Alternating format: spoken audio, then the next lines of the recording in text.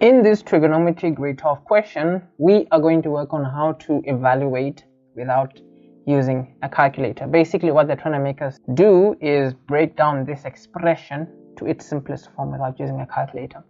Now, the one big idea is anytime you're going to need to break down a trigonometry expression without using a calculator, the one thing that should come to mind is special angles.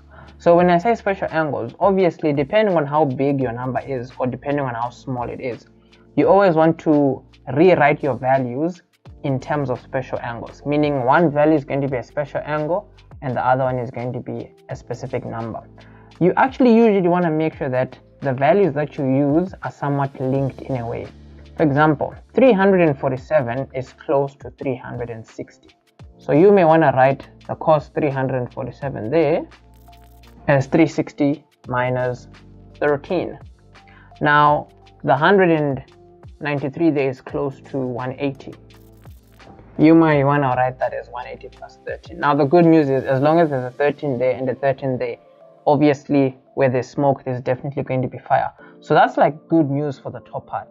The bottom part, this is clearly close to 360, and then our 64 there is close to 90. This can be written as cos 90 minus 26, which is good because at least we might end up with sine 26 over there. And at the top we have 13 there, 13 there, so where there's smoke there's definitely fire. So carrying on, using the cast diagram, right, 360 degrees minus 13 is going to land us in this quadrant where cos is a positive. And then 180 plus 180 degrees plus lands us in the quadrant where only 10 is a positive. So here, because we're multiplying these two together, you would want to make sure that the sign is in brackets there, so that you don't make the mistake of saying cos 13 minus sine 13. You're actually multiplying these two together. At the bottom, 360 minus 45, you're going to go 360 degrees minus 45 lands you in the quadrant where cos is a positive.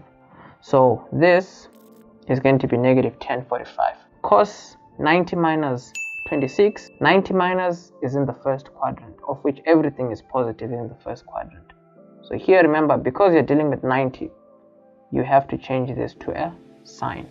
Now 1045, because of our 45-45 triangle, it is just a 1, because opposite of hypotenuse gives you 1 over 1. So at the bottom here we have negative 1. At the top here, the negative can cancel the negative over there. Now the way this looks, you want to be careful because there's sine 26 at the bottom and then there is cos 13 and sine 13 at the top. This should remind you of the double angle of sine.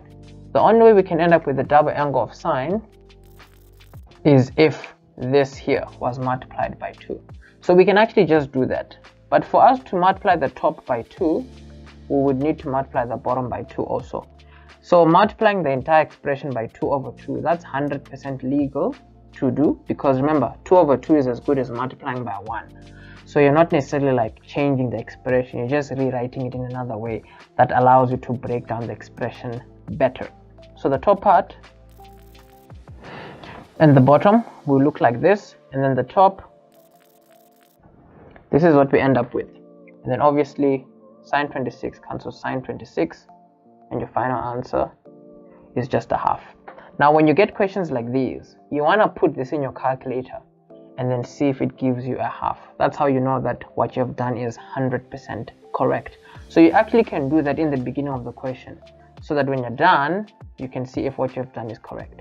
For more tutorials like this, you can click the playlist ISO that is going to take you to more trigonometry questions on breaking down expressions like this.